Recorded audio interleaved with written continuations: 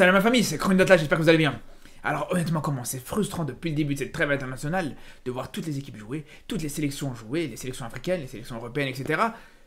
Et toi, tu les regardes comme ça, et t'attends sagement ton équipe nationale qui joue à la dernière minute de cette trêve internationale pour le coup. Et le pire, c'est que toutes ces nations, toutes ces équipes, elles jouent 2 matchs chacune, elles progressent, elles ont l'occasion de justement faire un premier match, de tirer des enseignements par rapport à ce premier match et essayer d'en profiter pour le deuxième match. Et non, toi t'as un seul match, c'est du one shot. À 2-3 mois de la CAN. Mais bon, au final, c'est comme ça, personne n'y peut rien. L'Érythrée a dû déclarer forfait, c'est comme ça. Mais je vous dis la vérité, c'est vraiment dommage. J'en ai parlé dans une vidéo pour vous dire à quel point c'était problématique, à quel point ça pouvait être vraiment un problème, et à quel point ça pouvait être embêtant aussi, d'une certaine manière. Et là, je pense que honnêtement, ça s'est vraiment confirmé quand on a vu ces premiers matchs de qualification pour la Coupe du Monde 2026. On a vu qu'il y avait des matchs qui n'étaient pas faciles, on a vu que chaque confrontation pouvait avoir des enseignements à tirer, que ce soit des enseignements positifs, des enseignements négatifs. Et honnêtement, au-delà du fait que ce forfait de l'Érythrée, c'est déjà un problème par rapport à cette qualification pour la Coupe du Monde 2026, je vais pas développer ça là-dessus aujourd'hui, j'en ai déjà parlé comme je vous dis dans une vidéo à part entière. Vous pouvez aller retourner voir la vidéo si vous voulez savoir exactement pour quelle raison ça peut être un problème. Mais sinon, je vous dis, au-delà du problème par rapport à cette qualification pour la Coupe du Monde 2026, ce qui est surtout un problème, c'est que voilà, tu vas manquer d'entraînement, tu auras du retard par rapport aux autres équipes sur cette préparation de la Coupe d'Afrique. Alors même si c'est vrai que ça restait un match officiel avant tout, ça restait un match de qualification pour la Coupe du Monde avant tout, bien sûr. Mais l'un dans l'autre, ça permettait aussi justement de donner la possibilité à cette équipe du Maroc de grandir un petit peu avant cette CAN. Mais là, malheureusement, ça n'a pas pu être le cas. Et là, justement, tu vas entamer directement un match contre la Tanzanie qui va vraiment pas être facile du tout. Je vous la vérité, ça va être un déplacement très compliqué.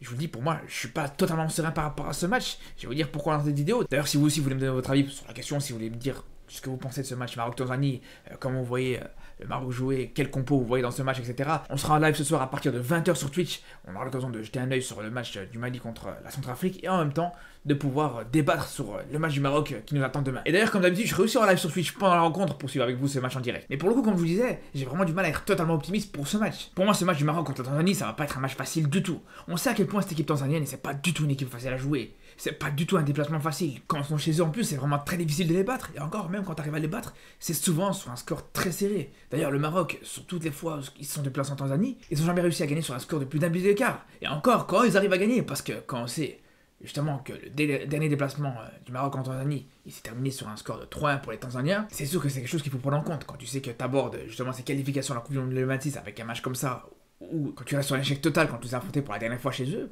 c'est sûr que ça peut trotter dans la tête des joueurs, ça peut trotter dans la tête de Regragui et de son staff qui était présent justement pour cette défaite justement en Tanzanie en 2013, parce qu'à ce moment-là, Regragui c'était l'adjoint du coach Taoussi à l'époque. Mais bon, malgré tout, voilà, il y a des petites circonstances comme ça qui peuvent te faire penser que ce match ça va être un match compliqué. Et c'est sûr que ça va pas être facile du tout. Mais comme je vous dis, malgré tout, je vois quand même une victoire du Maroc. Je vois que le Maroc s'est imposé sur un score de 2-1. Je pense que même si j'aurais bien aimé voir justement une victoire sur un score large, un 2-0, un 3-0 là-bas, ça aurait été une très bonne chose. Mais je verrais plus une victoire sur un score serré. Ce serait pas non plus un résultat exceptionnel, même si au final le plus important c'est les 3 points dans un match comme ça. Mais en vue justement des préparations pour la CAN, en vue justement de se projeter sur la Coupe d'Afrique qui arrive, mais une victoire sur un score aussi serré, c'est pas quelque chose qui va totalement te mettre en confiance pour aborder la CAN dans quelques mois, dans quelques semaines même. Surtout quand tu sais que c'est le dernier match qui est programmé avant la CAN, il y en aura sûrement qui seront programmés en dernière minute, mais pour l'instant, voilà, comme je vous dis, c'est le dernier match officiel avant cette Coupe d'Afrique. Et donc, si t'arrives pas à te mettre en confiance avant la CAN dans ce match-là, ça va être très compliqué de le faire par après. Et au final, ce qui fait que j'ai du mal à vraiment être optimiste par rapport à ce match, je sais pas ce que vous en pensez vous personnellement, mais il y a plusieurs éléments qui me laisse un petit peu perplexe. Il y a plusieurs éléments qui me rendent pessimiste. Quand je vois tout simplement un Enesiri qui est pas forcément au top de sa forme de sélection, on sait qu'Enesiri, ça fait presque 1 an justement qu'il a plus marqué avec le Maroc. D'ailleurs, si Enesiri marque pas dans ce match contre la Tanzanie, ça fera 1 an qu'il n'aura pas marqué avec le Maroc. Il n'aura pas marqué du tout avec cette équipe du Maroc sur cette année 2023. Et ça peut faire un petit peu de tâche. Et pour le coup, dans un match comme ça, je pense que Enesiri, ça peut vraiment être une pièce maîtresse dans une rencontre pareille. On sait que on va affronter sûrement une équipe de Tanzanie dans un bloc bas. On sait qu'il n'y aura pas énormément de possibilités, il n'y aura pas énormément de solutions pour trouver des façons de marquer. C'est pour ça que je pense que les centres sur Enesiri, le fait de trouver Enesiri sur les duels aériens dans la surface tanzanienne, ça peut être par là que peut passer une victoire dans ce match. Même si Enesiri n'est pas totalement en confiance avec cette équipe du Maroc, même si c'est pas le joueur qui te donne un niveau rassurant depuis la Coupe du Monde. Et le problème, c'est qu'il n'y a pas que lui qui te donne pas forcément un niveau ultra rassurant depuis cette Coupe du Monde-là. Je pense qu'on peut aussi parler de la défense, on peut parler de Saïs qui a été très décevant contre la Côte d'Ivoire. On l'a pas reconnu. Et c'est pas le premier match justement depuis la Coupe du Monde où on ne reconnaît plus le Saïs du mondial. Et j'ai presque envie de dire que c'est quasiment l'ensemble de cette défense marocaine qui est concernée par cette méforme depuis le mondial. En tout cas en sélection bien sûr. Parce que plusieurs fois sur des matchs du Maroc, on voit un Hakimi qui est pas toujours au niveau. On se rappelle au mois de juin, il a fait un rassemblement qui n'était pas exceptionnel du tout. Pareil, pour son match contre la Côte d'Ivoire, c'était pas exceptionnel non plus. Pareil, après contre le Libéria, c'était un peu mieux bien sûr que contre la Côte d'Ivoire. Mais c'est pas le Hakimi qu'on attendait. Il y avait beaucoup de déchets, comme sur l'ensemble de cette défense. Comme d'ailleurs pour Achichala qu'on n'a pas reconnu du tout au mois d'octobre. Il a vraiment été très mauvais contre la Côte d'Ivoire. On se rappelle de sa glissade qui aurait pu coûter un but au Maroc. Et puis après, t'as Mazraoui. Alors Mazraoui, c'est un peu compliqué parce que tu sais pas quel poste tu vas le voir. Tu sais pas si tu vas le voir au milieu de terrain, tu sais pas si tu vas le voir sur le côté gauche, tu sais pas si tu vas le voir côté droit. Et peut-être que ça va être Hakimi qui va basculer de l'autre côté aussi. Tout est possible, mais à chaque fois, on a l'impression de voir Mazraoui changer de poste à chaque fois. Et puis le problème par rapport à Mazraoui, c'est qu'il a de grandes chances de jouer sur le côté gauche. Et on sait que voilà, c'est pas le poste où il est plus à l'aise. C'est pas son poste tout simplement. Tu peux pas lui en vouloir par rapport à ça. Donc voilà, cette défense, comme je vous dis, elle est pas rassurante du tout. Et c'est vraiment quelque chose qui contraste totalement par rapport à ce qu'on a pu faire à la Coupe du Monde. C'était clairement la force de cette équipe du Maroc au mondial. Et là, c'est totalement l'inverse, on va dire. Le seul, on va dire, qui sort du lot dans cette défense marocaine, c'est peut-être Aguerd, qui, pour le coup, est au niveau. Mais à l'inverse, l'autre qui déçoit, justement, depuis le mondial, c'est pas un défenseur, mais c'est un joueur défensif, c'est tout simplement Bono aussi. Bono qu'on a du mal à reconnaître.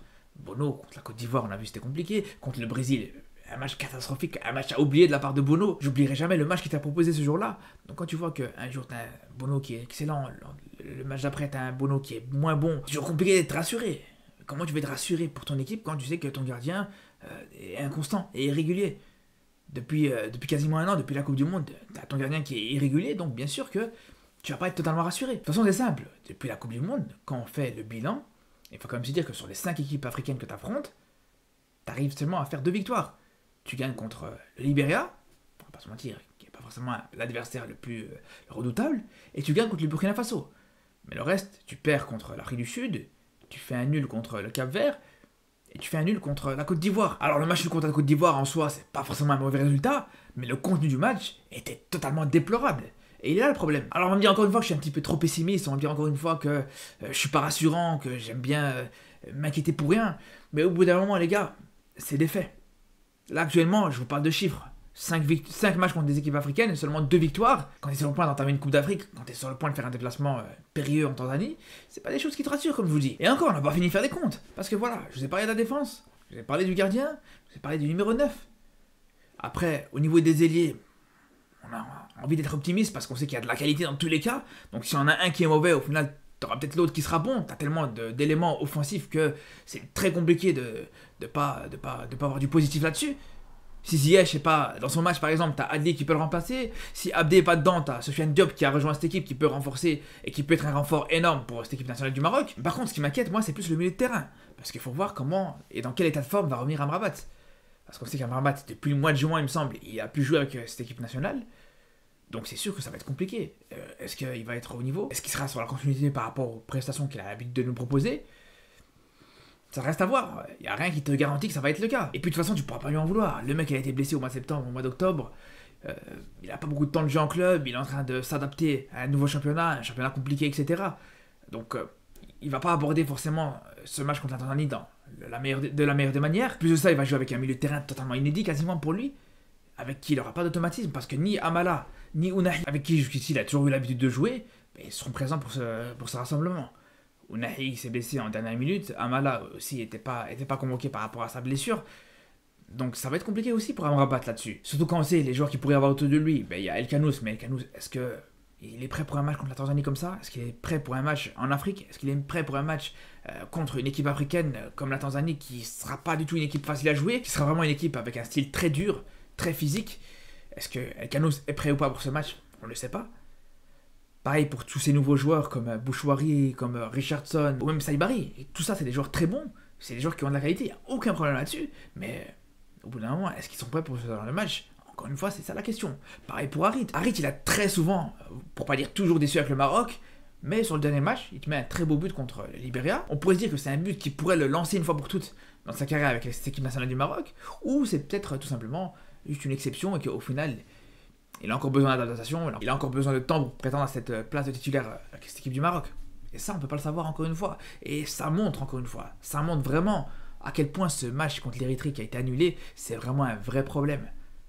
Parce que toutes ces interrogations-là que je vous ai énumérées, tous ces petits questionnements, toutes ces petites inquiétudes par rapport à la forme de certains joueurs, par rapport aux automatismes que certains joueurs auraient pu se créer contre l'Érythrée, ben là, voilà, tu les as pas. Donc encore une fois, tu rentres directement dans le bain pour ces qualifications à la Coupe du Monde 2026. Et là le problème. Après, comme je vous dis, malgré tout, je vois le Maroc s'imposer sur ce match. Parce que pour moi, même si, je vous dis, t'as plusieurs circonstances qui font que t'es pas totalement rassuré, t'as certaines méformes chez certains joueurs, etc. Mais ça n'empêche pas qu'au niveau des qualités, pour moi, on n'a pas d'excuses. Pour moi, on est quand même obligé de gagner contre les Tanzaniens. Parce que tous ces problèmes-là qu'on a énumérés, c'est des problèmes de riches. Les Tanzaniens, ils auraient bien aimé avoir un Nessiri qui est en méforme. Ils auraient bien aimé avoir, je sais pas moi, un Saïs qui est pas au top de sa forme non plus. Ils sont pas des joueurs avec cette expérience-là, avec cette qualité-là. C'est pour ça que je vous le dis, t'es obligé de gagner contre la Tanzanie. Pour moi, il n'y a aucune discussion, il n'y a aucune excuse possible. Donc franchement, j'ai hâte de suivre ce match pour voir justement si ces inquiétudes, elles sont confirmées ou pas, pour voir si on va être rassuré sur ce match ou pas. C'est vraiment la question que je me pose. Comme d'habitude, je serai en live sur Twitch pendant la rencontre pour suivre le match avec vous. Je serai en live, comme je vous dis, ce soir aussi à partir de 20h pour discuter de ce match, pour se projeter sur ce match-là. Donc je vous dis à très très vite. Et surtout d'ici là, prenez soin de vous.